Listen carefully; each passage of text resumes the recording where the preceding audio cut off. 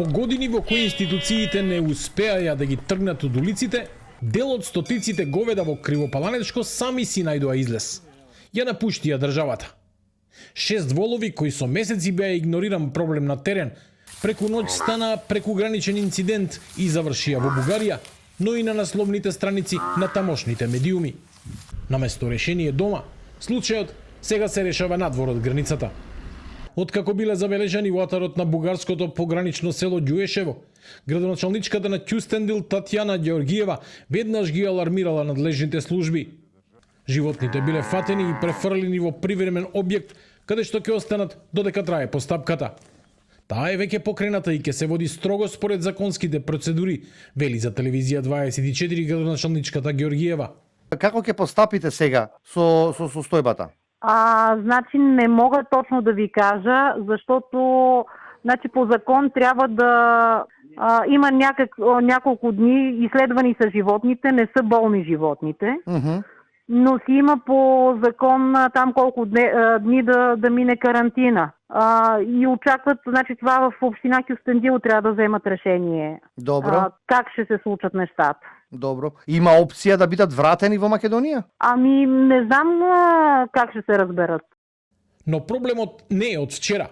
И по толку време говедата слободно шетаат низ улиците на Крива Паланка, оставајќи зад себе уништено зеленило и револт кај граѓаните. Општината веќе најави нова јавна набавка за обнова на оштетените површини. Градоначалникот Сашо Митовски вели дека институциите не реагираат соодветно и дека комуникацијата со Агенцијата за храна и ветеринарство е практично прекината. Направив уште еден обид од страна на општината и мој личен обид преку ургенција и писмо до Агенцијата за храна и ветеринарство да алармирам дека потребно итно постапување согласно нивните законски надлежности и трајно решавање на проблемот.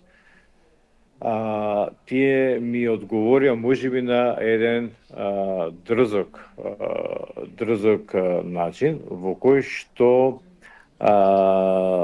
ми известија дека од сега нема повторно и немаат намера да ја известуваат општината затоа што како државен орган единствено имаат обврска да ја известуваат владата за нивната работа. Пред 2 недели телевизија 24 објави дека државата размислува за продажба на говедата преку лицитација како можен излез од ситуацијата. Но конкретна реализација на оваа мерка се уште нема. Од АХВ денеска не одговорија до каде е постапката за лицитација. Со години жителите на Кривопаланечко се соочуваат со стотици говеда што талкаат без надзор и прават штети. Обидите на Агенцијата за храна и ветеринарство да го одземе добитокот годинава завршија со инциденти и апсења. Последниот инцидент подсетува и на оној со кравата Пенка, која пред неколку години од Бугарија влезе во Србија и предизвика дипломатска реакција.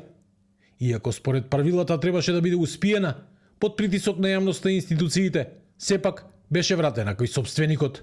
Бугарската крава Пенка брзо се врати дома. Дали истата судбина ќе имаат и 6 македонски волови бегалци, ќе решат институциите на двете земји.